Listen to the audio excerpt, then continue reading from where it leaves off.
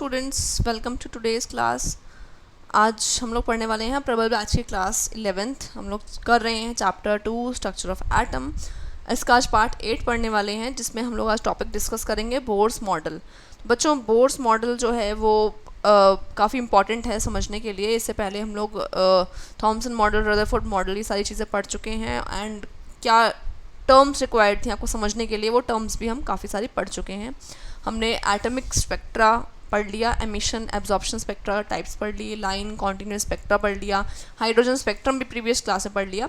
आज की क्लास में हम लोग डिस्कस करेंगे बेसिकली स्ट्रक्चर ऑफ एटम में बोर्स मॉडल। ठीक है बच्चों, तो बोर्स मॉडल जो है वो काफ़ी ज़्यादा ईजी भी है, ज़्यादा डिफ़िकल्ट नहीं है, बहुत अच्छे से आपको समझ में आ जाएगा बोर्स मॉडल। तो मैं आज इसके सारे पोस्टुलेट्स आपको लिखवा रही हूँ, सारे फॉर्मूले आपको लिखवा रही हूँ एंड इसके क्वेश्चंस के लिए हम नेक्स्ट क्लास में डिस्कस करेंगे, जिसमें मैं आपको स्पेक्ट्रल लाइंस कितनी होती हैं, वो कैलकुलेशन कैसे करते हैं, उसके भी क्वेश्चंस कराऊंगी। तो आज हम इसके पोस्टुलेट्स को पढ़ लेते हैं, क्या पोस्टुलेट्स इंक्लूडेड हैं उनको हम डिस्कस करेंगे। ठीक है, तो पोस्टुलेट्स आप सारे नेक्स्ट क्लास में रीड करके रखें और सारे फॉर्मूलोज को लर्न करके रखें। ठीक है students, let's start today's class. तो आज के टॉपिक हमारा है बोर्स मॉडल। तो बोर ने जब मॉडल दिया था, नील बोर साइंटिस्ट थे, उन्होंने ये मॉडल दिया था। उन्होंने काफ़ी सारी टर्मिनोलॉजी जो है, काफ़ी सारी चीज़ें बताई। स्पेशली उन्होंने हाइड्रोजन का जो एटम है उसको एक्सप्लेन किया था on the basis of hydrogen spectrum, right. तो किसने दिया था ये? सबसे पहले नील बोर साइंटिस्ट थे, उन्होंने दिया था। और mainly he explained about hydrogen atom, explained about hydrogen. Hydrogen के अलावा hydrogen like species also, hydrogen and hydrogen like species. अब आप कहोगे मैम हाइड्रोजन लाइक स्पीशीज़ क्या होती हैं? हाइड्रोजन के जैसी स्पीशीज़, जैसे कि अगर हाइड्रोजन में कितने इलेक्ट्रॉन हैं? 1 इलेक्ट्रॉन है। वैसे अगर मैं हीलियम की बात करूँ तो उसके अंदर 2 इलेक्ट्रॉन है। हीलियम, लिथियम, बेरिलियम, इनकी बात करूँ तो इनमें 3 और 4 इलेक्ट्रॉन्स हैं। ठीक है बच्चों, तो ये 1 इलेक्ट्रॉन सिस्टम को एक्सप्लेन करा गया था। बोर मॉडल जो है वो 1 इलेक्ट्रॉन सिस्टम को एक्सप्लेन करता है, बिकॉज 1 इलेक्ट्रॉन होने से स्पेक्ट्रम ईजी होता है, स्पेक्ट्रा ईजी होता है। बट अगर आप बहुत ही कोई कॉम्प्लेक्स इलेक्ट्रॉन, ज़्यादा इलेक्ट्रॉन्स वाला एटम लेते हो तो उसके अंदर थोड़ा एक्सप्लेन करना मुश्किल होता है और लाइंस जो बनती हैं वो डिफ़िकल्ट होती हैं एक्सप्लेन करने के लिए। ठीक है, ज़्यादा कॉम्प्लेक्स होती हैं। तो कितने इलेक्ट्रॉन हो गए बच्चों यहाँ पे? 2, 3 और 4 इलेक्ट्रॉन। अगर मैं इसको हीलियम प्लस लिख दूँ और लिथियम 2 प्लस कर दूँ और बेरिलियम 3 प्लस कर दूँ, तो ये सारी स्पीशीज़ बच्चों जो है वो 1 इलेक्ट्रॉन सिस्टम को एक्सप्लेन करती हैं। इन सब के अंदर फिर 1 इलेक्ट्रॉन हो जाता है। ठीक है, तो ये कह सकते हैं कि जो बोर मॉडल है वो hydrogen and hydrogen like species, ये वाली स्पीशीज़, इनको जो है वो अपने मॉडल के थ्रू हम इन सब पे जो क्वेश्चंस आपको मिलेंगे वो सारे क्वेश्चंस या तो हाइड्रोजन के होंगे या फिर हीलियम प्लस, लिथियम 2 प्लस या बेरिलियम 3 प्लस के मिलेंगे। तो इनके बेस्ड पे हमें क्वेश्चंस जो हैं वो करने हैं। ठीक है बच्चों, तो चलिए आज की क्लास को स्टार्ट करते हैं, प्रॉपर हमारा टॉपिक स्टार्ट करते हैं, पोस्टुलेट्स को डिस्कस करना स्टार्ट करते हैं। तो सबसे पहला पोस्टुलेट क्या है?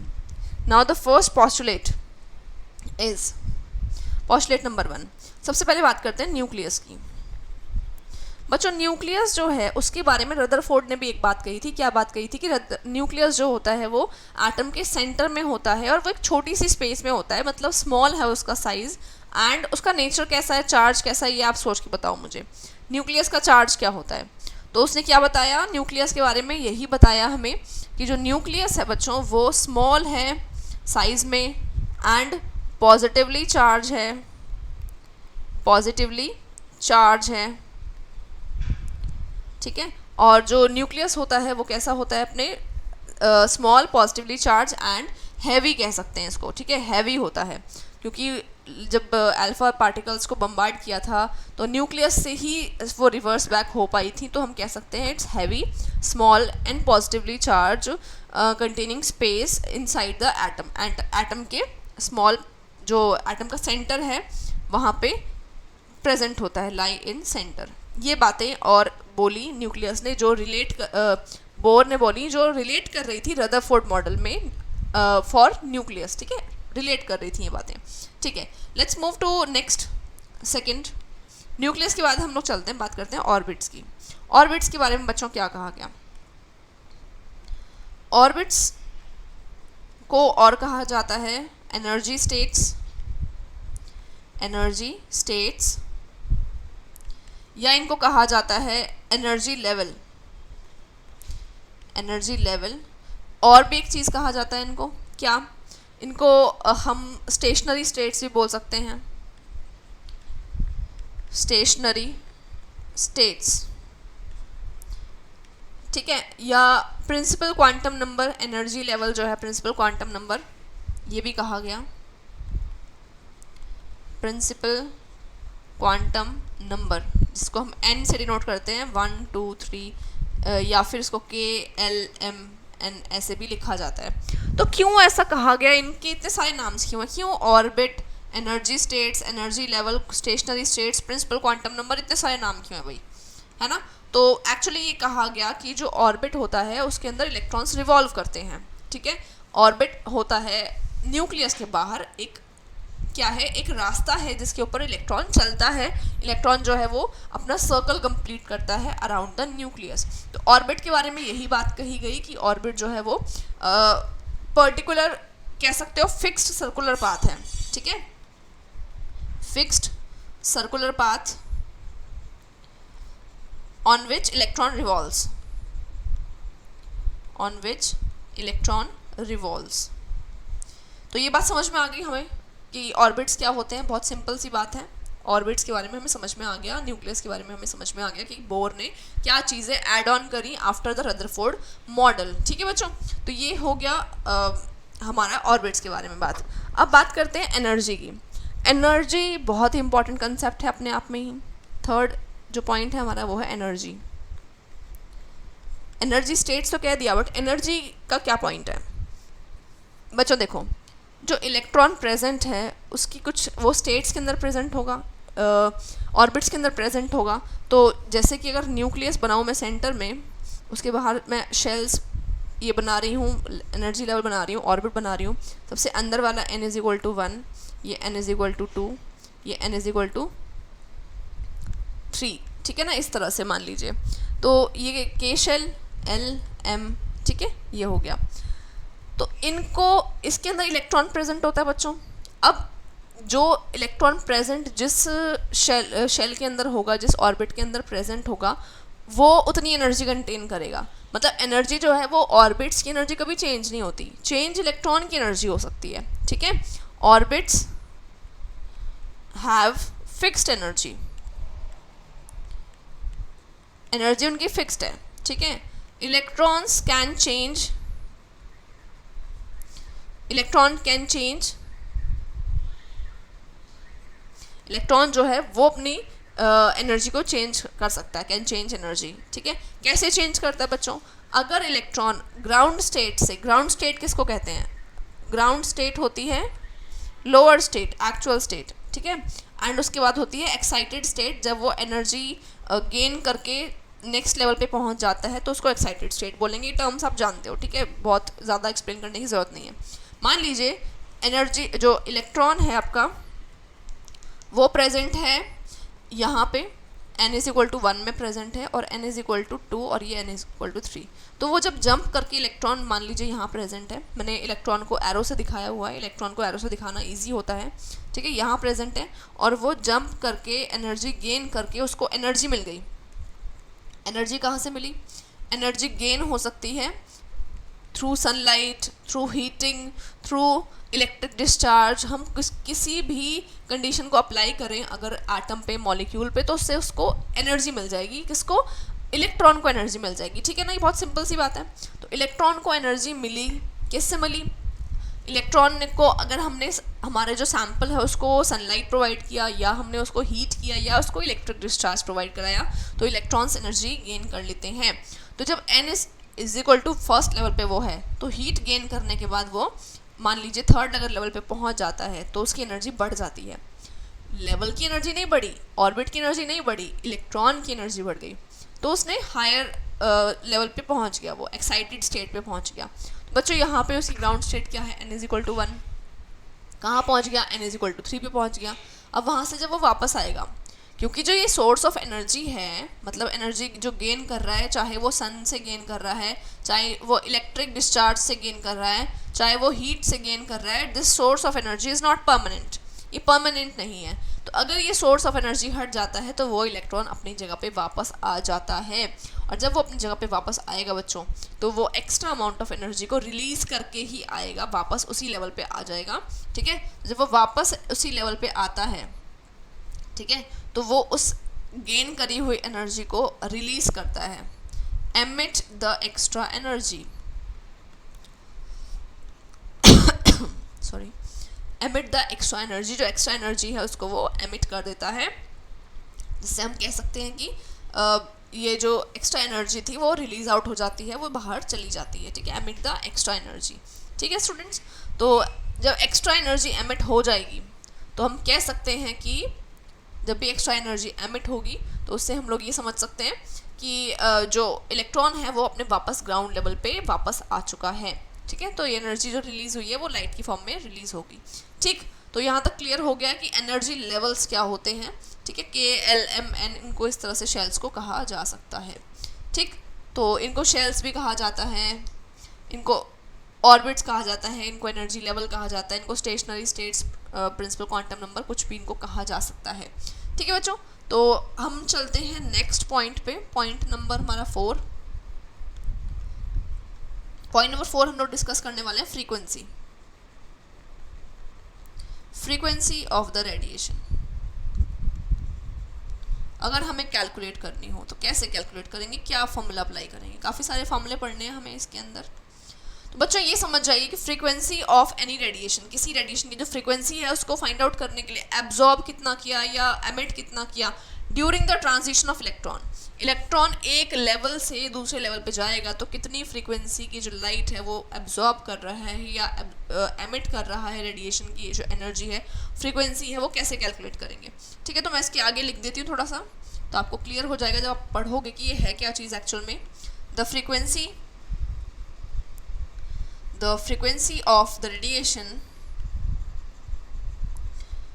of the radiation absorbed or emitted during transition, absorbed or emitted during transition।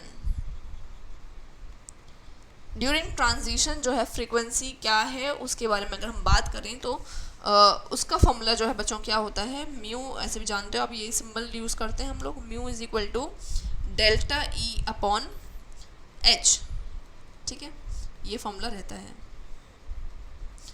अब इस फॉर्मूले में म्यू क्या है, फ्रीक्वेंसी है। ठीक, ओके, ई क्या है, ई है हमारा E2 minus E1, change in the energy है। E2 क्या है, फाइनल एनर्जी, E1 क्या है, इनिशियल एनर्जी। ठीक है बच्चों, एंड H क्या है वो तो आप जानते हो, ये क्या है हमारा प्लैंक्स कांस्टेंट है। ठीक है, फाइनल एनर्जी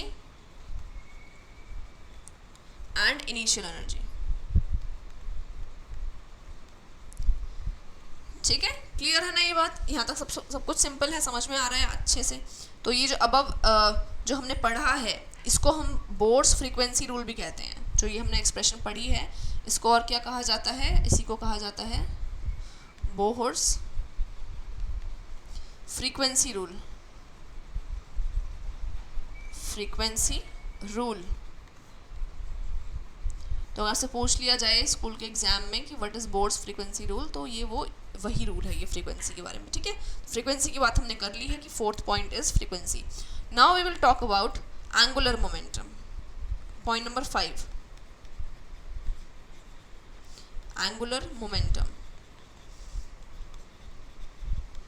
क्या होता है एंगुलर मोमेंटम, उसकी बात करेंगे। ठीक है बच्चों, तो जो इलेक्ट्रॉन है फिक्स्ड ऑर्बिट में, अगर उसका एंगुलर मोमेंटम आपको निकालना हो तो उसके लिए भी एक पर्टिकुलर फॉर्मूला है, बहुत इजी फॉर्मूला है। एंगुलर मोमेंटम का फॉर्मूला होगा बच्चों MEVR is equal to NH/2π, NH/2π। अब यहाँ पे समझो कौन सी चीज़ क्या है, ये है मास ऑफ इलेक्ट्रॉन, इसकी वैल्यू पुट करोगे आप लोग। V क्या है, speed of electron, speed of electron.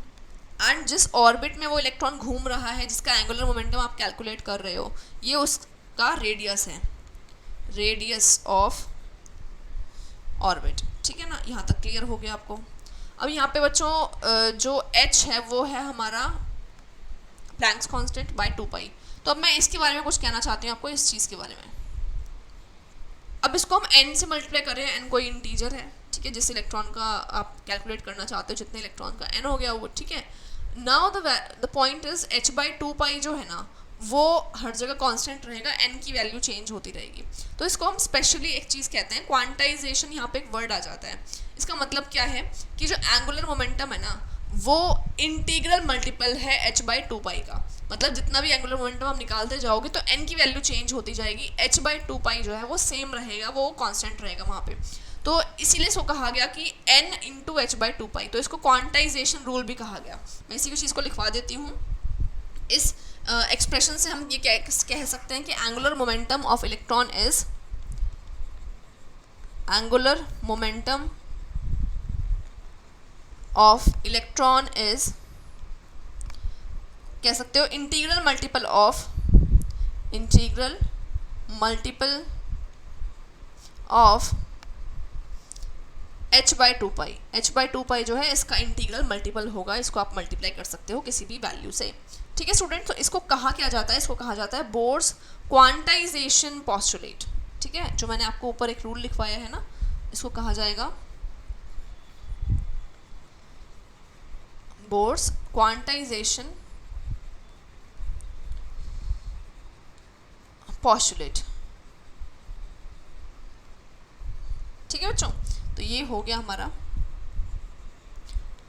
एक और रूल इससे रिलेटेड। यहाँ तक समझ में आ गया होगा सबको, ये फॉर्मूला समझ में आ गया होगा एंगुलर मोमेंटम का। क्लियर है ना, यहाँ तक कोई डिफिकल्टी नहीं है, बहुत ही इजी चीज़ें थी। तो हमने यहाँ तक पढ़ लिया किस किस चीज़ के बारे में, 5 पॉइंट्स पढ़े हैं अब तक हमने। बहुत ही सिंपल है। न्यूक्लियस पढ़ लिया, क्या होता है, कहाँ होता है, ऑर्बिट्स क्या होते हैं, कैसे प्रेजेंट होते हैं, एनर्जी कैसे होती है, एनर्जी प्रेजेंट का हमने पढ़ लिया, फ्रीक्वेंसी ऑफ द रेडिएशन के बारे में पढ़ लिया, एंगुलर मोमेंटम हमने पढ़ लिया। 5 पॉइंट्स जो हैं बोर्ड ने एक्सप्लेन किए थे, वो सारे पॉइंट्स हमने क्लियरली समझ लिए हैं। Now we are coming to the point number 6। Point number 6 इस बच्चों, हमें बात करनी है अब यहाँ पे रेडियस के बारे में, radii of the stationery states या रेडियस ऑफ ऑर्बिट। ऑर्बिट की रेडियस की बात कर लेते हैं। तो ऑर्बिट है भाई, उसका रेडियस भी होगा, है ना, वही तो डिसाइड करता है कि एटम का साइज कितना है ना, राइट। तो इसका फॉर्मूला है रेडियस का, ठीक है। Radius of the orbit depend upon, इसकी जो वैल्यू है वो किस पर डिपेंड करती है, डिपेंड ऑन कि कौन सा ऑर्बिट ले रहे हो। अगर अंदर वाला ऑर्बिट लोगे अगर आप, तो ऑब्वियसली अंदर वाले ऑर्बिट की तो साइज छोटा रहता है, क्योंकि अंदर वाला ऑर्बिट जो है वो उसका रेडियस कम रहेगा।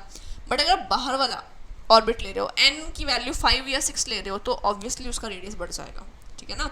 अब मैं अगर बात करूँ अपने प्लैनेट सिस्टम की बात करती हूँ, सन के बाद पहला जो प्लैनेट है वो सन से काफ़ी पास होगा। सन अगर सेंटर है तो सन से वो काफ़ी पास में है, तो उसका रेडियस छोटा है। बट मैं अर्थ की बात करूँ तो अर्थ थर्ड प्लैनेट है, अर्थ थोड़ा दूर है। अगर मैं जुपिटर की या यूरेनस की बात करूँ तो वो तो बहुत ज़्यादा दूर है। तो रेडियस बढ़ जाता है जब आप n की वैल्यू इंक्रीज करते हो, मतलब कि शेल की वैल्यू इंक्रीज कर देते हो। तो इट डिपेंड्स ऑन द, किस पे डिपेंड कर रहा है बच्चों, ये depends on principal quantum number. अब आपको ये नहीं पता होगा, आपको अब मैं बताऊंगी आगे क्लासेस में प्रिंसिपल क्वांटम नंबर क्या होता है। अभी फिलहाल ये समझ लो कि ये बात हो रही है शेल की, शेल की बात हो रही है, ठीक है। Depends on principal quantum number या शेल, मतलब n इज इक्वल टू 1 है, 2 है, 3 है, इस पर डिपेंड करेगा। जितना कम होगा उतना ही रेडियस कम होगा, जितना ज़्यादा होगा उतना रेडियस बढ़ जाएगा। तो इसका फॉर्मूला क्या है, r is equal to n square a naught, ये फॉर्मूला है बच्चों, ठीक है ना। अब इसमें क्या दिक्कत है, इसमें कोई दिक्कत नहीं है। n स्क्वायर का मतलब कि n का मतलब हो गया हमारा रेडियस कौन, हमारी शेल कौन सी है, ये मतलब है इसका, ठीक है। What is a not, a not एक वैल्यू है, ये है 52.9 पिकोमीटर, ये आपको पुट करनी है, इससे निकल जाएगा। तो ये तो बात हो गई हाइड्रोजन के केस में। क्यों हाइड्रोजन के केस में, बिकॉज यहाँ पे हाइड्रोजन का एटॉमिक नंबर 1 होता है। बट अगर हाइड्रोजन के लाइक स्पीशीज़ आ जाए, हाइड्रोजन की जैसी स्पीशीज़ के लिए कैलकुलेट करें, ये तो किसके लिए है, फॉर हाइड्रोजन एटम, बट अगर आपको कोई और एटम का भी कैलकुलेट करना है हाइड्रोजन के अलावा जिसका एटॉमिक नंबर ज़्यादा होता है, तो बच्चों वहाँ पे फॉर्मूला थोड़ा चेंज हो जाता है। R is equal to n square a naught by Z, ये फॉर्मूला हो जाता है। अब आप कहोगे मैम Z क्या है, तो Z है यहाँ पे एटॉमिक नंबर। जैसा कि अगर आपको क्वेश्चन में दिया जाए कि हीलियम का बताइए तो हीलियम का 2 होता है, लिथियम का बताइए तो लिथियम का 3 होता है, और बेरिलियम का 4 होता है। आपको तो ये वहाँ पुट करना पड़ेगा Z की वैल्यू, ठीक है। तो what is N value? N value तो आप जानते हो N वैल्यू क्या है, वो तो आपने बना लिया, ठीक है। तो ये हो गया radii of the orbit calculate करने का तरीका, ठीक। तो आप कोई भी फॉर्मूला इसमें अप्लाई कर सकते हो, मतलब कोई भी आप शेल के लिए निकाल सकते हो। तो आगे चलते हैं।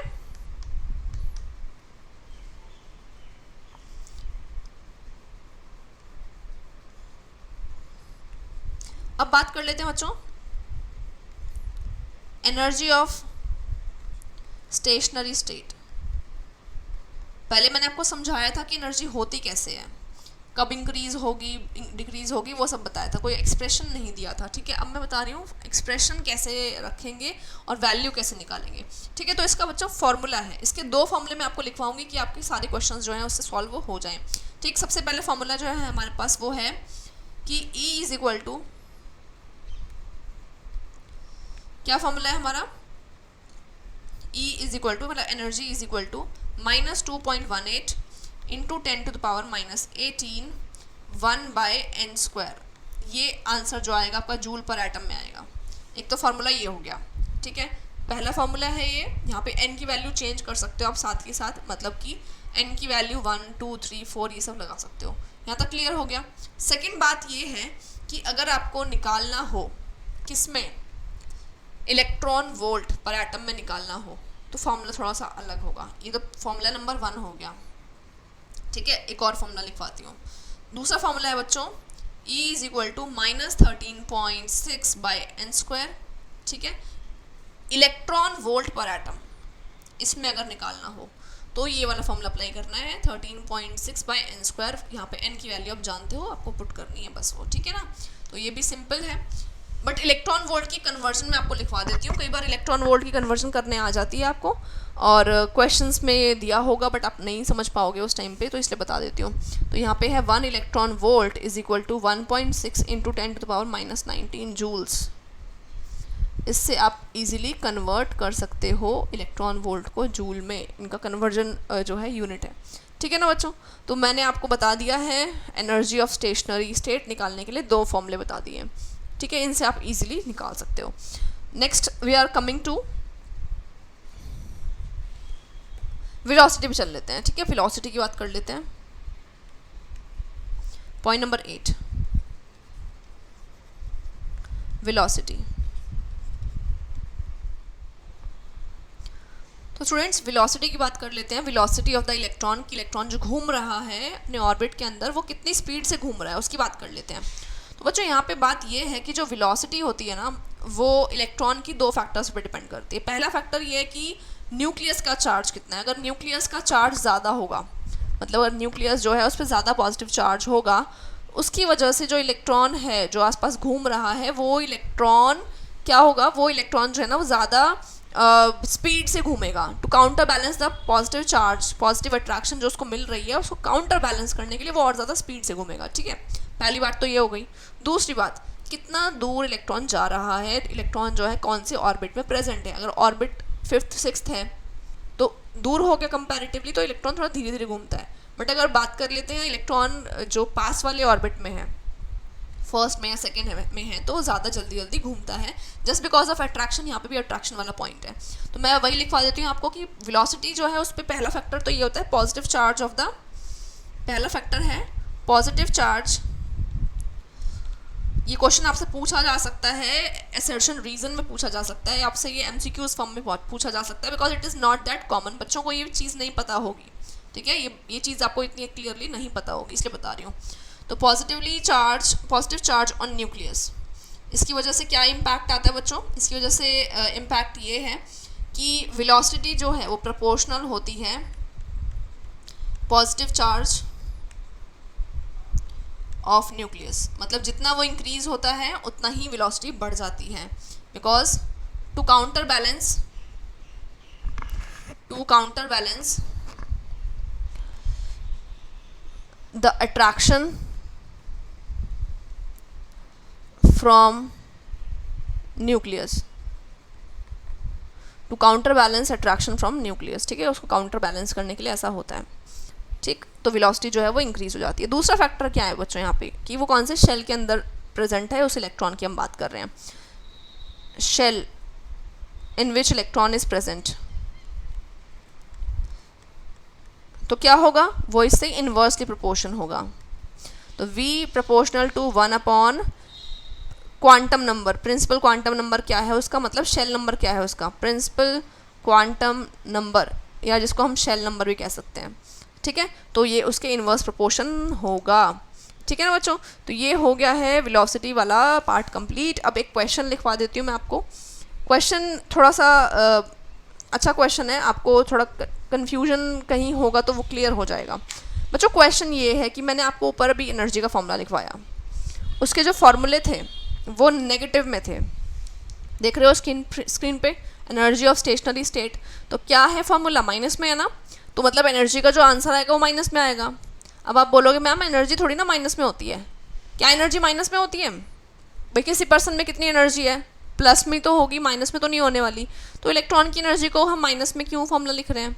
तो ये क्वेश्चन है, अच्छा क्वेश्चन है। देखो क्वेश्चन ये आ जाता है कई बार एग्जाम में कि इलेक्ट्रॉन की एनर्जी को माइनस में क्यों लिया जा रहा है, क्यों फॉर्मूला माइनस सिग्निफाई कर रहा है। एक्चुअली स्टूडेंट्स इसका आंसर ये है कि जो इलेक्ट्रॉन होता है अगर वो जितना पास में होगा तो उसकी एनर्जी कम मानी जाती है। मतलब न्यूक्लियस के वो जितना पास है मतलब कि वो ग्राउंड स्टेट में है, या फिर उसका मतलब वो कम स्टेट में है तो उसकी एनर्जी कम है।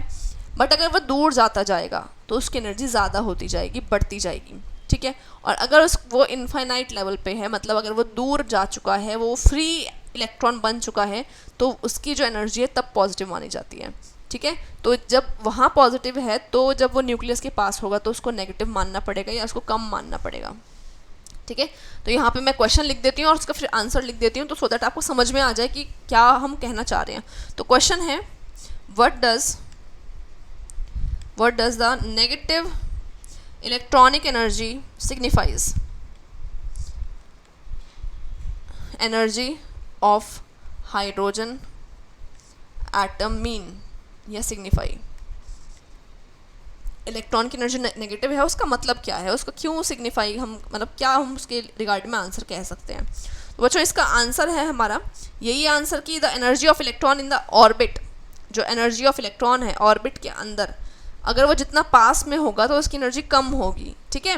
तो मैं इसको आपको स्टेटमेंट फॉर्म में लिखवा देती हूँ। द एनर्जी, ये आपको मिल जाएगा बुक में, आप अगर आप पढ़ोगे तो थोड़ा समझ ना आए लैंग्वेज तो मैं थोड़ा इजी लैंग्वेज लिखवा रही हूँ, ठीक है। The energy of electron in all orbits of atom, in all orbits of atom has negative sign, सबको नेगेटिव साइन दिया जाता है, ठीक है ना, ये सिंपल सी बात है। The negative sign represents, the negative sign represents electron has lower energy than, किससे, जो इलेक्ट्रॉन फ्री है, जो इलेक्ट्रॉन बाहर घूम रहा है उसके कंपैरिजन में, ठीक है। Has lower energy than free electron at infinity पे जो इलेक्ट्रॉन है उसके कंपैरिजन में ये जो है वो कम शो करेगा, कम बताया जाएगा, ठीक है बच्चों। तो ये क्वेश्चन आपका क्लियर हो गया होगा एंड मैंने आपको आज बोर्स मॉडल के जितने पोस्टुलेट्स हैं वो सारे करा दिए हैं। अब इसके क्वेश्चंस, इस टॉपिक के क्वेश्चंस एंड आपका होमवर्क सिर्फ इतना है कि आपको इसको लर्न कर लेना, इसको रीड कर लेना है। होमवर्क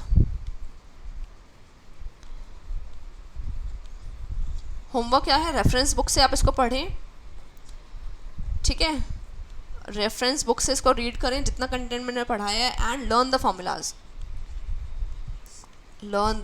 जितना मैंने आज कराया है उसके फार्मूला को लर्न करें एंड इसके न्यूमेरिकल्स एंड स्पेक्ट्रल लाइन के न्यूमेरिकल्स हम लोग करेंगे नेक्स्ट क्लास में, ठीक है। वो थोड़ा सा इंपॉर्टेंट ज़्यादा हो जाता है। तो आज के लिए बच्चों इतना ही। अगर लाइक करें, मेरी वीडियो को पसंद आई हो तो एंड कमेंट ज़रूर क्या करो यार, प्लीज़ कमेंट कर दिया करो, मुझे अच्छा लगता है क्योंकि मैं इतनी एफर्ट्स डाल रही हूँ, इतना पढ़ा रही हूँ आपको, ना टाइम लगा रही हूँ आपको। मैं सुबह 6 बजे उठ के वीडियो रिकॉर्ड करती हूँ बिकॉज उसके बाद में मेरा बेबी उठ जाता है और वो फिर पूरे दिन में मुझे कुछ नहीं करने देता है, तो मैं इस टाइम जल्दी उठ करके आपके लिए वीडियो बनाती हूँ, सो दैट मैं पूरे दिन जो है वो मेरा शेड्यूल ख़राब ना हो। तो प्लीज़ मेरे एफर्ट्स को अप्रिशिएट कीजिए, अगर आप कमेंट करोगे तो मुझे अच्छा लगेगा। थैंक यू स्टूडेंट्स, आपका बेनिफिट हो, बस मेरा यही एम है, आपको अच्छा लगे। आपकी कंटेंट को मैं बहुत ईजी करने की कोशिश करती हूँ जितना हो सके मुझसे। तो लाइक करना, शेयर करना अपने फ्रेंड्स के साथ। Okay, bye bye. Tell me pretty lies.